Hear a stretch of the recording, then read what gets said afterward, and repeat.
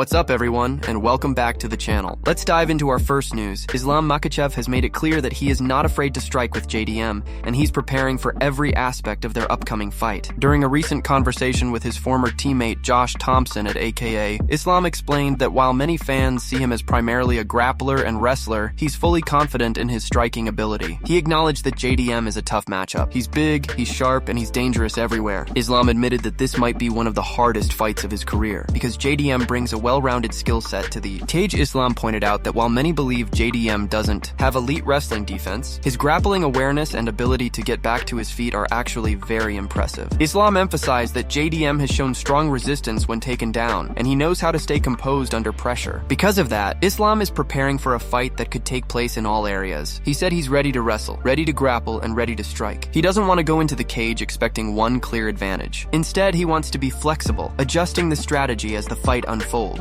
Islam also referenced JDM's recent fight against Bilal, noting that Bilal tried to wrestle, but JDM defended well and was able to get back up repeatedly. That showed Islam that he can't rely on just one approach. If the wrestling doesn't work early, Islam said he will continue to attempt takedowns, chain wrestle, and apply pressure. But if the fight remains standing, he's more than willing to trade shots in the pocket and test JDM's defense and timing. Islam believes his striking is underrated, and he's confident in his power, distance control, and ability to mix punches with kicks and level changes. He also mentioned that both he and JDM are training extremely hard for this fight. He knows JDM has been preparing specifically for him, studying his tendencies, and working to prevent the fight from going to the mat. That's why Islam is not relying on any one plan. He stressed that if JDM stops his wrestling, he will keep working to create opportunities. But if the takedowns don't come, Islam will not hesitate to stand in front of him and strike. He said it clearly and with full conviction. If he can't take him down, he will strike, and he's completely comfortable doing it. And before we continue, make sure to leave a like on the video and subscribe to help support the channel. Moving on to another news. Referee Herb Dean has shared new details about the updated rules regarding eye pokes, and it's something that could create real adjustments in how fighters approach distance and defense inside the octagon. While speaking with Bisping and Paul Felder on the Believe You Me podcast, Herb Dean explained that under the new guidelines, extending the fingers toward an opponent's eyes will now be enforced as a foul. This isn't exactly a brand new rule, as Herb pointed out. The rule actually already existed, but it simply wasn't being consistently enforced. Fighters have still been reaching forward with an open hand,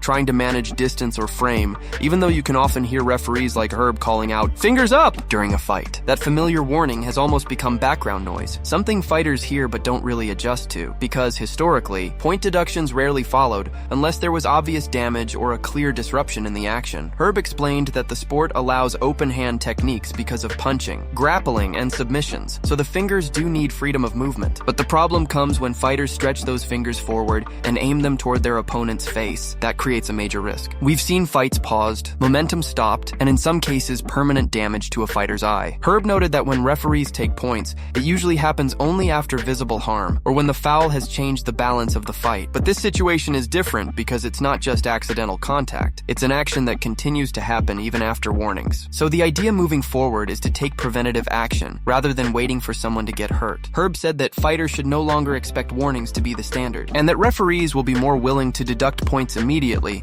if someone continues to extend their fingers in a dangerous way. This change means fighters will need to adapt. Many rely on the open hand to gauge range, push away, distract, or disrupt vision. Those habits might now lead to point losses early in a fight, which could completely shift game plans. Herb emphasized that this is about safety and fairness. If a fighter keeps doing something dangerous after they've been clearly told not to, then there has to be accountability. Moving on to another news. Kamaru Usman has weighed in on the upcoming matchup between Islam Makhachev and JDM, and he believes a lot of fans are completely overlooking Islam's striking abilities. Speaking in a recent interview with Submission Radio, the former welterweight champion broke down the fight and pushed back against the narrative that the entire matchup comes down to whether Islam can take JDM down. Many fans have been saying that if Islam cannot secure the takedown and keep the fight on the ground, then it becomes a striking match heavily in favor of JDM. But according to Kamaru Usman, that mindset is missing a very important part of the equation. Kamaru explained that Islam is not just a grappler or a wrestler. Yes, his grappling is world-class, and yes, that part of his game is a major advantage. But Islam has shown time and time again that he can strike at a very high level. Kamaru pointed to Islam's fight against Alexander Volkanovski, where Islam set up the knockout beautifully by going to the body, returning to the body again, and then changing levels and taking the strike up high, ultimately ending the fight in decisive fashion. That wasn't luck, and it wasn't a wild shot. It was timing, precision, and understanding of range and rhythm. Kamaru also highlighted the moment Islam dropped Charles Oliveira Oliveira with a clean hook,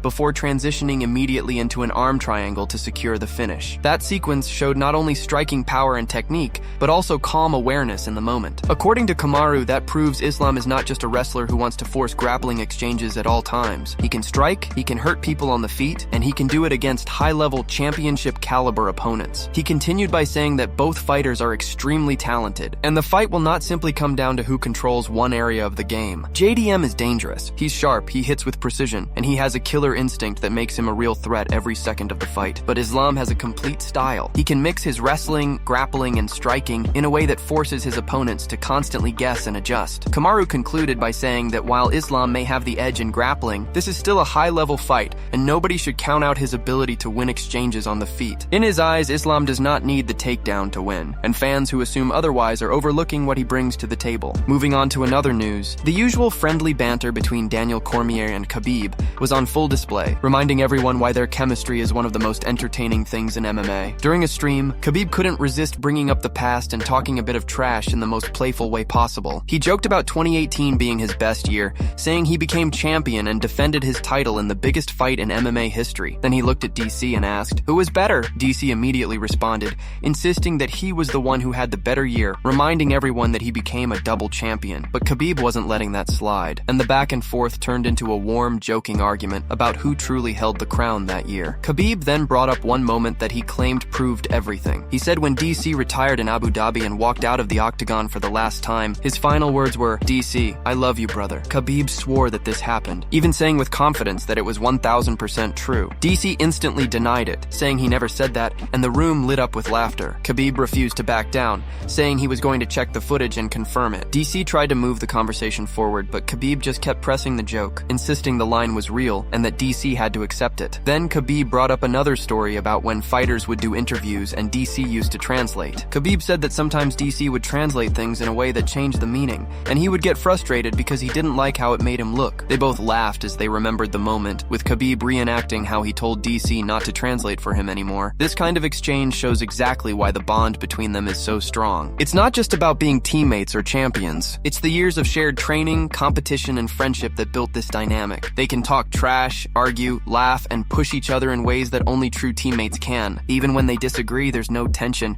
only genuine respect and affection underneath every joke. And for fans, seeing two legends joke around like this is a reminder that behind all the pressure, tactics, and intensity of MMA, there are friendships that last well beyond the cage. Moving on to another news, Daniel Cormier recently saw Islam Makhachev during a stream, and he was genuinely surprised by how big Islam looked this camp. DC has known Islam for years, seen him train, seen him prepare for fights, but the moment he approached him this time, his reaction said everything. As soon as Islam walked over to greet him, DC immediately pointed out the size difference, almost laughing in disbelief. He said, "Wow, look at the size of this guy," and repeated it again because it clearly caught him off guard. Islam looked filled out, strong, and physically imposing in a way that made DC react like he was seeing a different version of him. Khabib and the rest of the team also joked around, commenting on how Islam has grown, how he's now matching the frame of the bigger athletes in the gym. They mentioned that even though DC is older now, he's still an athlete, but the comparison made it clear that Islam is no longer the same lightweight he once was. Khabib pointed out Islam's weight during training and laughed, saying even this guy is almost DC's size now. They mentioned 96, referring to kilos,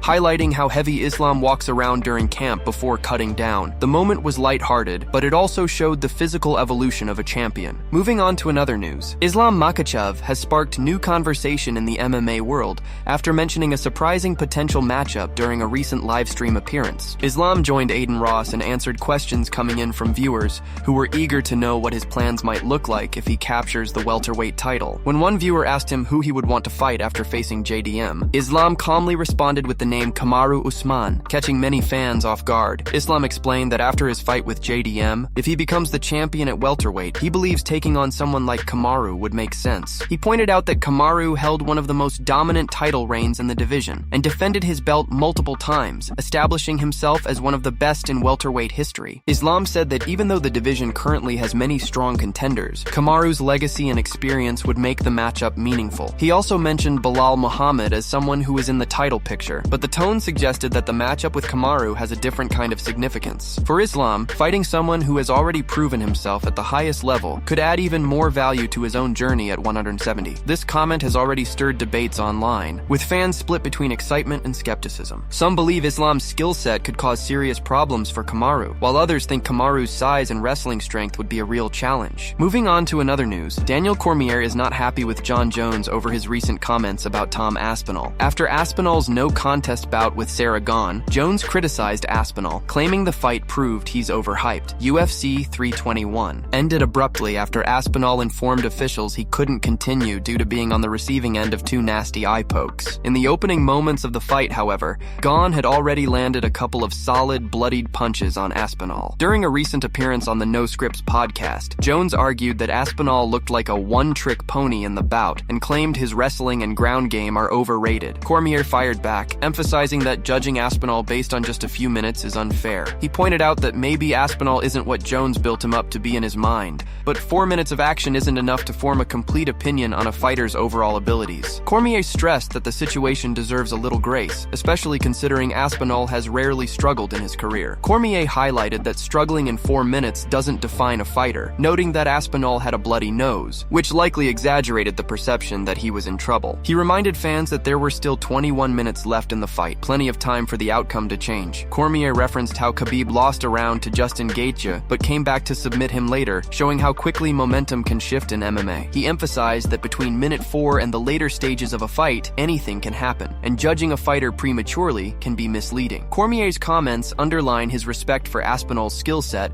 and serve as a reminder that early adversity in a fight does not define a fighter's career. His stance challenges Jones's narrative, reinforcing the idea that patience and context are essential when evaluating performance in the octagon. Aspinall's abilities and potential remain intact despite the no-contest result, and Cormier is making sure the record is set straight. Moving on to another news, Islam Makhachev has made it clear that despite the talk surrounding his recent move up in weight, he has no plans to jump another division and chase a third title at middleweight. This comes as fans and analysts continue to discuss his physical transformation and what it could mean for his future. As we head into one of the most anticipated matchups of the year, where Makhachev moves up to face JDM at welterweight, the hype continues to build. Their first face-off took place on a rooftop, creating a dramatic moment that had the MMA community buzzing. Both fighters looked locked in, calm, and ready to prove something big in the cage. Recently, Makhachev sat down for an interview with Josh Thompson from the Weighing In Show, where he addressed all the speculation. When asked about a potential move to 185 to attempt becoming a 3-division champion, Makhachev shut the idea down quickly. He explained that moving to welterweight already took careful planning and discipline,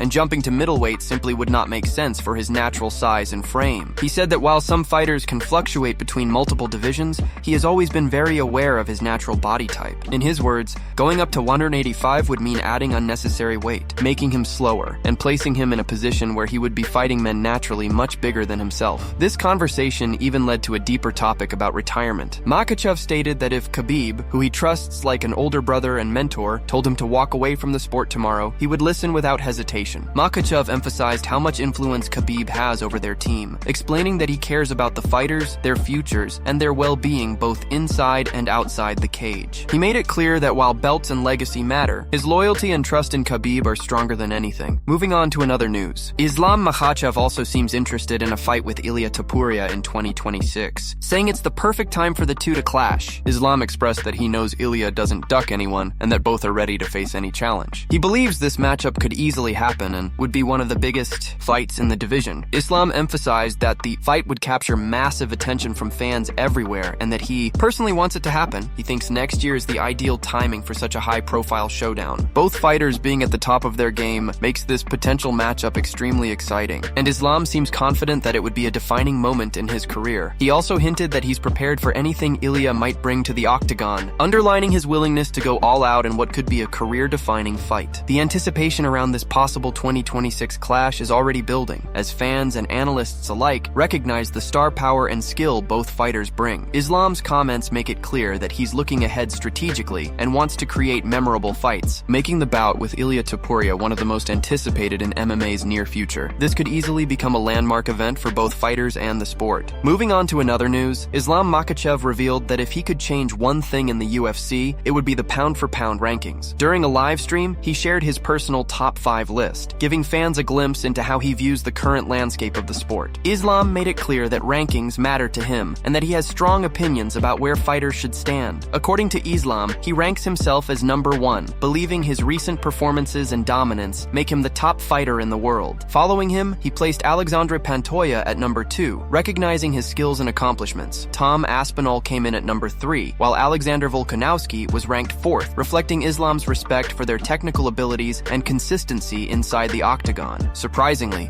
despite their ongoing feud, Islam included Ilia Topuria at number 5, showing that he acknowledges talent even in rivals. In addition to discussing rankings, Islam also featured in a UFC anti-piracy ad ahead of his upcoming fight this weekend. The ad, which is being aired exclusively in Russia and is in Russian, sends a strong message to viewers. It warns that anyone caught pirating the fight could face serious consequences, including 2 to 3 years in Dagestan. This campaign emphasizes the UFC's commitment to protecting its events and the athletes who put in the work to deliver high-level performances. Islam's comments and participation in the ad highlight his prominence in the UFC and his willingness to speak his mind. Whether it's changing rankings or promoting fair viewing, he's making sure fans and fighters alike know where he stands in the sport, both inside and outside the octagon. That's it from MMA Pulse News. Thanks for watching. Don't forget to leave a like and subscribe for daily MMA news.